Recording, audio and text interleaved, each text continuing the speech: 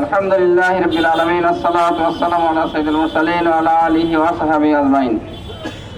সম্মানিত উপস্থিতি, আজকে 28 অক্টোবর 2006 সালের আজকের এই দিনে আওয়ামী ফ্যাসিস্ট সরকার লোকজন তারা জামাতে ইসলামীর লোকজনকে সারা দেশে এবং বিশেষ করে ঢাকাতে যে লক্ষ্মী বইটাটি অসংখ্য মানুষকে তারা আহত করেছে এবং মারাজন ভাইকে শহীদ করেছে, তারই প্রতিবাদে আজকের এই কেন্দ্রীয় কর্মসূচির অংশ হিসেবে আমরা খেতলার উপজেলাতে আজকের এই সমাবেশ এবং সমাবেশ পরবর্তী মিছিল এবং এই সমাবেশের আয়োজন আমরা করেছি।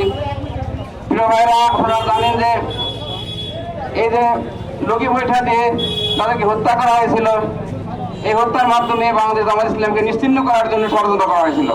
কিন্তু জামাত ইসলামী আজও ঠিকই আছে এবং জামাত ইসলামী আগামী দিনে যাতে করে এই বাংলাদেশটাকে একটা ইসলামী কল্যাণ রাষ্ট্রে পরিণত করতে পারে সেই সর্ব প্রস্তুতি জামাত ইসলামী গ্রহণ করেছে।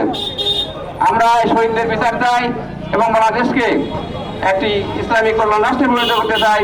এই আহ্বানটাকে আমি আজকের এই সবাই আপনারা অংশগ্রহণ করার জন্য এই সমাবেশকে সফল করার জন্য সকলকে ধন্যবাদ জ্ঞাপন করে আমি আমার সংক্ষিপ্ত কথা শেষ করছি। আসসালামু আলাইকুম।